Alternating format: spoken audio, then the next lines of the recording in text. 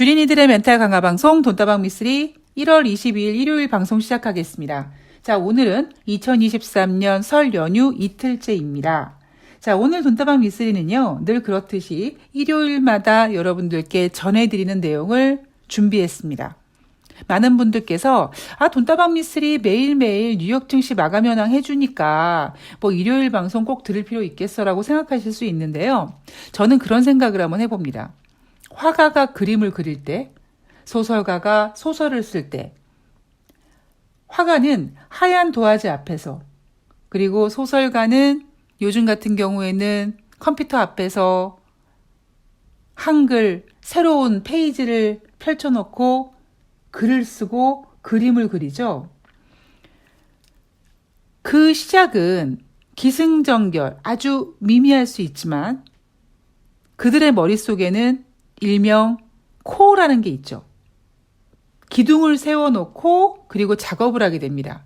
그게 주제, 어떤 목표 뭐 이런 거죠. 우리의 인생의 삶도 그렇지 않습니까? 내가 1년 동안의 계획을 세우든 상반기 하반기 계획을 세우든 한 달 계획을 세우든 일주일 계획을 세우든 하루 계획을 세우든 우리는 계획을 세웁니다. 문제는 그 계획대로 100% 완성되기는 굉장히 어렵죠. 그럼에도 불구하고 우리는 매번 똑같은 계획을 점검하고 그리고 그 계획을, 그 목표를 향해 달려가는 가운데 혹시 내가 잘못한 부분에 있으면 빨리 수정해야 되고요. 그리고 내가 뭔가 멘탈이 약해진다든가 내가 뭔가 이렇게 흐릿해질 때는 다시 한번 그 목표를 확인하면서 내 마음을 다잡는 겁니다. 주식 같은 경우도 마찬가지입니다. 그러니까 제가 여러분들한테 뭐 올해 주식하시는 분들, 주식하려고 하시는 분들은 이렇게 한번 매매해 보세요라고 앞에 방송에서 그 에피소드에 달아 놓았던 그 내용이 있는데요. 여러분들 중에서 그래? 그럼 나도 올해 2023년도에 주식을 한번 해볼까? 그러면 난 잘 모르지만 뭐 미쓰리가 얘기한 대로 여유자금으로 뭐 대출이나 빚 같은 거 낸 게 아니라 여유자금으로 투자를 하고 목표 수익률을 정하고 그리고 뭐 시황도 공부하면서 목표 수익률이 됐을 때는 매도하고 그 수익금을 출금하고 그다음에 처음 투자 원금을 재투자하는 이런 원칙을 한번 세워봐야겠다라는 계획을 합니다. 근데 문제는요, 그 계획대로 잘 되기가 쉽지가 않습니다. 특히 언제 그렇게 계획이 틀어지냐면요, 예를 들면 저 같은 경우에는 저는 돈다방 미쓰리의 지금 멤버십 이름이 리치 펜타곤이라는 이름이죠. 왜 리치 펜타곤이냐? 제가 나중에 정말 돈을 만약에 많이 벌게 되면 리치 펜타곤이라는 5층짜리 건물을 지어서 1층에 돈다방 미쓰리라는 카페를 만드는 것이 제 생각입니다. 그런데 왜 하필 리치 펜타곤이냐? 뭐 리치라는 의미는 다 알고 계실 거고 펜타곤은 미국의 국방부 건물 이름이죠. 5층짜리 건물입니다. 그게 주는 의미가 뭐냐? 저는 한 종목에 들어가면 최소 목표 수익률이 5%입니다. 그러니까 대부분 주린이들이 돈을 벌었을 때, 수익이 났을 때 이거를 언제 끊어야 될지 모르다 보니까 조금 더 먹어 하다 보니까 결국 그 수익까지 다 반납하는 경우가 생기거든요. 그래서 제가 물론 그때그때 시황에 따라 다르지만 그리고 예를 들면 제 계좌에 뭐 세 종목이 있는데 그 세 종목 중에 어떤 종목은 10% 수익률을 보고 가고 어떤 종목은 5% 수익률을 보고 가고 어떤 수익률은 뭐 재미삼아 단타를 치는 뭐 그런 여러 가지 플랜이 있습니다만 그냥 저희 기본적인 종목당 수익률은 5%입니다. 그리고 그 기간은 일주일 정도 예상하고 있어요. 그런데 물론 일주일에 5% 수익률이 낮으면 땡큐죠. 물론 하루 만에 5% 수익률이 나면 더 땡큐입니다. 근데 언제 계획이 틀어지느냐? 5% 수익을 내는데 기간이 일주일을 넘어가 버리면 하고 멘탈이 흔들려 버립니다. 아이씨, 계획대로 안 되네. 그래서 일반 투자자분들은요, 대부분 뭐 손절한다든가 아니면 무지하게 막 물타기를 한다든가 뭐 이런 만행을 저지릅니다. 근데 저는 이제 일단 일주일에 5% 수익을 내야 되는데 일주일이 넘어갔어. 그러면 일단 계획이 틀어졌잖아요. 그럼 계획이 틀어진 것 같다가 그거를 손절을 통해서 정리하기보다는 내가 어느 부분에서 무엇을 놓쳤는지 다시 한번 확인하고 그리고 다시 한번 기간을 정합니다. 기간을 정하면서 내가 일주일에 5% 수익률을 목표로 했는데 그 기간이 길어지면 왜 길어졌는지에 대한 원인을 분석해서 세력들이 개인들이 이렇게 들어오고 그래서 요걸 조금 더 시간을 끄나 보다 그런 것을 고려해서 오히려 목표 수익률을 높이는 전략을 세우죠. 그러니까 그러한 모든 계획과 전략을 계속 내가 뼈대로 세우고 있는 그 투자 원칙을 보면서 그 투자 원칙을 향해 가면서 계속 수정하고 보완해 가는 겁니다. 그래서 저는 돈다방 미쓰리 물론 저는 최선을 다해서 매일매일 방송에 모든 준비를 기울이지만 특히 일요일 방송은요. 저는 굉장히 중요하다고 생각을 합니다. 왜냐하면 한 주 동안에 일단 큰 그림을 이제 그려놓고 이제 아주 세밀하게 데일리로 또 뉴욕 증시 과연 뚜껑을 열어봤을 때 어떻게 움직이는지 그 데일리의 어떤 뉴욕 증시를 가지고 큰 그림을 맞춰가는 퍼즐을 맞춰가는 거거든요. 자, 오늘 돈다방 미쓰리 1월 25일부터 27일 국내 증시 먼저 시작하겠습니다. 왜 1월 25일이냐? 대한민국은 설 연휴다 보니까 1월 24일 화요일까지 주식시장이 열리지 않기 때문입니다. 이번에 굉장히 짧죠. 자, 이번에 1월 25일부터 27일까지 한 주 동안 코스피 예상 밴드를 NH투자증권은 2230에서 2450포인트로 예상하고 있습니다. 지난주 금요일 코스피는 14포인트 상승해서 2395포인트로 마감을 했죠. 장중에 2400포인트도 넘어갔습니다만 종가 기준으로는 2400포인트를 지키지 못했습니다. 전 근데 이거 굉장히 좋은 현상이라고 생각합니다. 왜냐하면 제가 다시 말씀드리지만 2400포인트 안착을 쉽게 하면 안 돼요. 2400포인트를 계속 툭툭 건드려야 됩니다. 2400포인트 위에 올라갔다가도 다시 내려오고 올라갔다가도 다시 내려오고 이렇게 2400포인트 안착을 위해서 꽤 오랫동안 공을 들여야 됩니다. 마치 대한민국 코스피 2000포인트가 정말 오랜 기간 동안 공을 들이다 보니까 웬간한 악재에는 2000포인트가 깨지지 않는 그러한 단단함처럼 2400포인트를 쉽게 안착해버리면 어떤 일이 벌어지냐면 어설픈 투자자들이 너도 나도 또 주식시장에 들어와서 오히려 주식시장의 물을 더 흐려놓습니다. 그래서 장중에 2400포인트 위에 있건 말건 종가 기준으로 2400포인트 밑에서 끝났다라는 점은 어떤 분들은 2400포인트 안착하지 못하고 끝났네. 에라이 라고 할 수 있지만 저는 굉장히 지금 예뻐지는 모습이라고 생각을 합니다. 2400포인트를 쉽게 주면 안 돼요. 자, 다가오는 한 주 동안 특징적인 것을 보면 중국 증시가 월요일부터 금요일까지 춘절 연휴로 일주일 내내 중국 증시가 열리지 않습니다. 자, 그 얘기는 다른 말로 최소한 대한민국 주식시장은 일주일 동안 뉴욕 증시 눈치는 보지 않고 그렇다면 오직 뉴욕 증시와 그러니까 중국 증시를 보지 않고 오직 뉴욕 증시를 보면서 우리만의 플레이를 이제 미국과 맞물려서 진행된다는 얘기겠죠. 자, 이번 주에 뉴욕 증시나 대한민국 증시나 가장 이슈가 될 수 있는 부분이 바로 어닝 시즌입니다.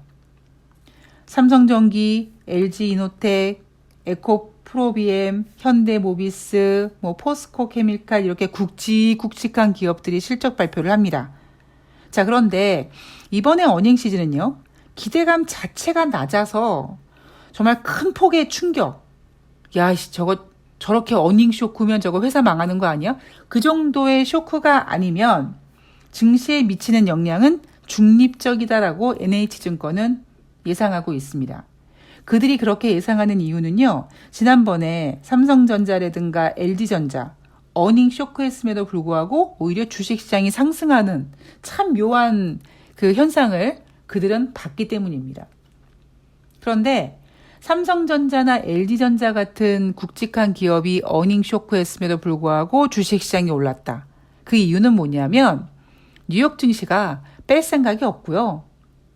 올해 거의 모든 전문가들이 뭐 주식시장 개폭락할 것처럼 얘기했는데 그들의 전략과는 지금 다르게 움직이다 보니까 일단 뭐가 진행돼야 돼요? 대형주들이 일단 한 단계 레벨업이 돼야 되고 대형주들이 안정권에 접어들어야 됩니다. 그래야지만 어느 순간에서 대형주들이 이제 오를 만큼 올라간 다음에 대형주들, 즉 지수가 멈추고 종목들이 이제 움직이게 되거든요. 자, 뉴욕 증시로 넘어가겠습니다. 뉴욕 증시는 1월 23일부터 27일까지 정상적으로 매일매일 개장이 됩니다. 자, 지난주 금요일 뉴욕 증시는 상승 마감했죠. 지난주 금요일 뉴욕 증시가 상승 마감한 이유는 기술주들이 대거 인력 감원을 했습니다.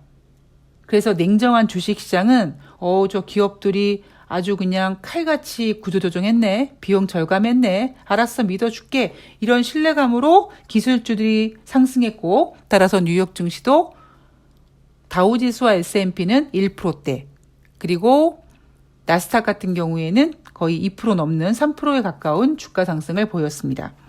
자, 그리고 이제 다가오는 한 주부터 그리고 2023년 첫 번째 FOMC 회의까지는 연준 위원들이 블랙아웃에 돌입을 했기 때문에 더 이상 발언을 들을 수 없었고요. 지난주 금요일 마지막으로 연준 위원들의 발언들을 보면 고강축 긴축 우려는 다소 완화되는 모습을 보임으로써 이번에 FOMC 회의에서 25bp 금리 인상하겠구나라는 의견이 지금 다수를 이루고 있습니다. 그렇게 될 수밖에 없었던 이유가 지난주 금요일 필라델피아 연방은행 총재 크리스토퍼 월러 연준 이사가 25bp 금리 인상이 적절하다라는 멘트를 해줬죠. 자, 그리고 문제는 뭐냐면 왜 연준 위원들이 이렇게 25bp 금리 인상을 생각하는가? 그 이유는 바로 미국의 경제 지표가 지금 굉장히 부진하기 때문입니다. 자, 어닝 시즌을 간략하게 좀 점검해 보면은요. S&P 500 지수에 상장된 기업들의 순이익이 전년 동기 대비 2.9% 감소될 거라고 예상하고 있다고 합니다. 반면에 분기 매출은 전년 동기 대비 6% 증가될 거라는 겁니다. 자, 그게 뭐냐면 매출은 증가되는데 순이익은 떨어진다. 그 얘기는 금리가 인상되다 보니까 기업들이 어떤 비용에 대한 기업을 운영하면서 은행에서 대출받은 금액에 대한 이자 부담이 커진다든가 여러 가지 그 나가야 될 비용들이 커지다 보니까 매출은 증가될 수 있는데 순이익은 감소될 것이다. 그리고 감소되고 있다. 그리고 이런 부분을 지금 시장에 흘려줌으로써 이번 어닝 시즌 눈높이를 낮춰야겠구나라는 그 인식을 심어주고 있는 겁니다. 자, 2022년 4분기뿐만 아니라요. 지금 S&P 500 지수에 상장된 기업들의 실적들을 보면 올해 기업들의 순이익이 1분기에는 1.3% 감소될 것 같고 2분기에는 2.9% 감소될 것 같다. 자, 올해도 기업들의 어닝 실적 그렇게 기대할 만하지 못하다. 이런 의견들이 나오고 있습니다. 여러분 기억나십니까? 2018년도 그때는요. 진짜 유동성 장세, 정말 주식시장 좋았을 때 주린이 분들이 너도 나도 뛰어들 때는 S&P 500에 상장된 기업들 순이익 증가세가 24%, 20% 그렇게까지 성장했을 때입니다. 그렇게 그동안 인류가 한 번도 겪어보지 못한 어마어마한 유동성이 시장을 지배하다 보니까 그렇게까지 기업들의 순이익의 증가세가 보였고 그만큼 유동성 장세가 뜨거웠던 거죠. 그럼 결국 그런 유동성 장세가 어떤 그런 분위기가 한번 식혀줘야 된다는 얘기겠죠. 자, 미국의 경제 지표로 한번 우리가 눈을 돌려보도록 하겠습니다. 자, 23일 날 미국의 경기 선행지수가 발표가 됩니다. 11월 달에는요, 10월 대비 1.0% 감소하면서 미국의 경기 선행지수는 9개월 연속 하락 중에 있었습니다. 만약에 12월 경기 선행지수가 11월 대비 또 감소한다면 이제 미국의 경기 선행지수는 10개월 연속 하락하게 되는 거죠. 그리고 24일 날은 1월 S&P 글로벌 제조업 PMI 지표와 서비스업 PMI 지표가 발표가 되는데요. 여러분, PMI 지표는 기준선이 50입니다. 제조업 PMI 같은 경우에는 11월 달에 47.7, 12월 달엔 46.2였습니다. 12월 달에 46.2라는 이 수치는 31개월 만에 최저치라고 하는데, 과연 이번에 발표하는 1월 달 S&P 글로벌 제조업 PMI 지표는 얼만큼 또 둔화됐을지 우리가 고려해 봐야 될 것 같고요. 서비스업 PMI 지표도 마찬가지입니다. 11월 달에는 46.2, 12월 달에는 44.4. 이렇게 제조업 PMI, 서비스업 PMI 모두 기준선 50 이하에 위치해 있습니다. 이건 뭡니까? 미국은 지금 경기 둔화에 위치되어 있는 거다. 경기 선행지수도 마찬가지고요. S&P 글로벌 PMI 지표도 마찬가지입니다. 자, 25일 날은 테슬라, 보잉 등 실적 발표가 계속 이어지고 있고요. 그리고 26일로 넘어가 보면 12월 미국의 내구재 수주가 발표가 되는데 11월에는요. 전월 대비 2.1% 감소했었습니다. 그래서 11월 달 내구재 수주는 4개월 만에 감소세로 접어들었습니다. 만약에 12월 내구재 수주가 11월 대비 감소한다면 이제 내구재 수주도 2개월 연속 하락세를 보여주는 거고요. 이 내구재 수주는 살짝 들썩들썩합니다. 이 내구재 수주가 왜 들썩들썩하냐 하면 내구재가 뭡니까, 여러분? 3년 이상 쓸 수 있는 물건이거든요. 그래서 이 내구재 수주는 이 소비 심리와 상당히 밀접해 있습니다. 아니, 생필품이 아니라 내가 우리 집에 있는 소파를 바꿔야 되는데 앞으로 경제 되게 안 좋아질 것 같으면 그냥 더 쓰지 뭐 이런데 앞으로 경제가 좋아질 것 같으면 그래 이번에 참 바꿔버려 이렇게 그 경계와 연동하면서 심리와 연동하기 때문에 내구재 수준은 살짝 움직임이 좀 다른 지표들이 일관적으로 이 하향 곡선을 그린다면 내구재 수준은 살짝 들썩들썩합니다. 마치 뭐처럼? 주식처럼 그렇게 들썩들썩합니다. 자, 그리고 26일 날 미국의 4분기 GDP 예비치가 발표가 되는데요. 여러분 기억나시죠? 1분기 때 미국은 마이너스 1.6%, 2분기 GDP는 마이너스 0.6%였습니다. 그런데 3분기에는 플러스로 전환됐고요. 잠정치는 2.9였는데 잠정치보다 높았던 3.2%가 발표됐었습니다. 그래서 미국의 GDP는 3분기에 기술적 침체에서 벗어나서 플러스로 전환된 건 맞습니다만 GDP에 너무 의미 두지 마시고요. 다른 지표들을 보면 일단 지금 우하향 곡선 진행 중이다라고 보시면 될 것 같습니다. 자, 그렇다면 이제 다가오는 한 주 동안 우리가 계획을 세워야 되는데 이번은 상당히 애매합니다. 왜냐하면 지난주 금요일 여러분 뉴욕 증시가 상승했어요. 만약에 설 연휴가 없다면 월요일 한국 증시가 이제 개장되면은 금요일 뉴욕 증시의 상승을 그 바통을 이어받아서 2,400포인트 안착을 하려고 하겠죠. 그런데 아쉽게도 월요일 한국 증시가 휴장입니다. 자, 그리고 월요일 한국 증시가 휴장인 상태에서 월요일 날 뉴욕 증시가 개장이 되죠. 그러면 화요일 날 우리나라 증시가 개장이 된다면 월요일 뉴욕 증시 개장의 영향을 받아야 될 텐데 우리나라는 화요일도 증시가 열리지 않습니다.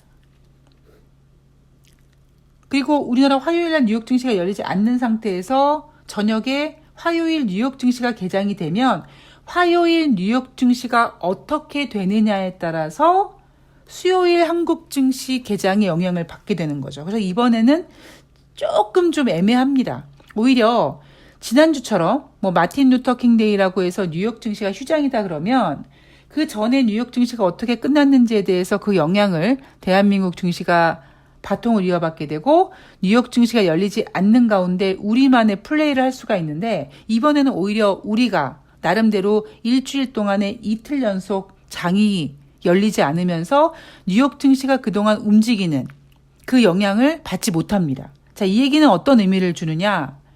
만약에 연준 회의를 앞두고 이제 뉴욕 증시가 다가오는 한 주 동안의 뉴욕 증시가 주 중반부터 연준이 금리를 25bp 금리 인상하고 증시가 흥분하지 않기 위해서 좀 힘을 빼자. 그래서 만약에 이렇게 조정 국면으로 가게 된다면 대한민국 주식시장은 뉴욕 증시의 조정 국면의 영향을 받게 된다는 거죠. 왜 그러냐면 지난주 월요일 뉴욕 증시는 마틴 루터 킹 데이라고 휴장이었습니다. 지난주 한 주 동안 뉴욕 증시를 보면은요. 화요일에 하락했고 수요일에 하락했고 목요일에 하락했습니다. 그리고 금요일날 뉴욕 증시는 상승했는데 전문가들은 반등이라고 했죠. 그럼 최소한 지금 뉴욕 증시는 뺄 생각이 없으니까 그 반등을 이어간다면 최소한 월요일, 화요일 이틀 연속 계속 상승을 해줘야 되거든요. 그러면 수요일에 대한민국 주식시장은 어떻게 반응하느냐? 야, 저거 봐라. 저 뉴욕 증시 금요일, 월요일, 화요일 3일 연속 상승했네. 쟤네 조정받겠네. 그리고 우리가 먼저 조정받을 가능성이 있거든요. 그래서 이번 주는 뉴욕 증시와 이 개장되는 날에 좀 차이가 있다 보니까 상당히 좀 애매한 구간에 와 있는 것 같습니다. 거기에 또 하나 25일 개장될 주식시장을 상당히 애매하게 만들 이슈가 또 하나 있죠. 이거는 저는 시장이 어떻게 반영될지는 잘 모르겠습니다만 1월 25일부터 한국거래소 제도 개편이 진행됩니다. 그래서 예전에는 한 주에 100원 단위, 이렇게 1000원 단위 이렇게 굵직굵직하게 끊어졌다면 이제는 가격대별로 굉장히 이렇게 조자려졌죠. 굉장히 세분화됐습니다. 그래서 20만 원에서 50만 원 정도에 위치하는 현재가가 단위가 500원 단위가 되고요. 5만 원에서 20만 원 같은 경우에는 예전에는 어땠습니까? 1000원 단위였잖아요. 그런데 그 단위가 100원으로 조자려졌습니다. 그렇게 되면 현재가 창에서 매수 호가, 매도 호가가 이렇게 소분화되니까 과연 이 주식시장을 이렇게 그 호가 가격 단위가 이 소분화됐을 때 이 주식시장이 어떻게 이 소화시킬지 모르겠습니다만 일단 봤을 때는 매물대 부담이 좀 더 커지게 영향을 받지 않겠느냐라는 생각을 하는 거죠. 물론 반대로 매수세도 이렇게 두툼하게 영향을 받겠지만 제 생각으로는 개인적인 생각으로는 오히려 되게 싸게 사고 싶은 분들에게는 오히려 예상보다 높게 사야 되는 상황이 벌어지는 거고요. 그리고 내가 잘 매도를 해야 되는데 내가 매도하는 그 매도 가격이 옛날에는 현재가 창 안에 보였는데 이제는 소분화되다 보니까 내가 매도하고 싶은 가격이 보이지 않는 그런 매물이 이렇게 많아지는 매물대가 커지는 그런 현상이 일시적으로 나타나지 않을까 하는 생각도 한번 해봤습니다. 그래서 아마 지금 같은 거래량이 크지 않는 상태에서 이렇게 호가 단위를 나눠놨기 때문에 그 어떤 퍼센테이지의 주식들의 움직임은 굉장히 둔화되는 것처럼 보일 가능성이 높습니다. 거래량이 일단 수반이 안 돼서요. 자, 이 내용이 살짝 좀 복잡할 수 있는데요. 그건 일단 25일 날 주식시장이 열리는 거 보고 여러분들께서 미쓰리가 얘기하는 게 이런 거구나라고 생각하실 수 있고요. 제가 또 그때 25일 날 대한민국 주식시장 개장되는 걸 보고 또 여러분들께 다시 한번 설명해 드리는 시간을 가져보도록 하겠습니다. 자, 오늘 방송은 여기서 마칠 거고요. 저는 설 연휴와 상관없이 그냥 돈다방 미쓰리 그동안 해왔던 대로 하고요. 단지 월요일 날은 주식시장이 열리지 않죠. 월요일 날은 주식시장이 열리지 않지만 돈다방 미쓰리는 새날에서 뵐 수 있고요. 그리고 화요일 날은 대한민국 주식시장은 열리지 않지만 월요일 뉴욕 증시 마감 현황을 가지고 화요일 돈다방 미쓰리에서 찾아뵙도록 하겠습니다. 자, 설 연휴 잘 보내시고요. 저는 내일 월요일 날 산하에서 뵙도록 하겠습니다. 고맙습니다.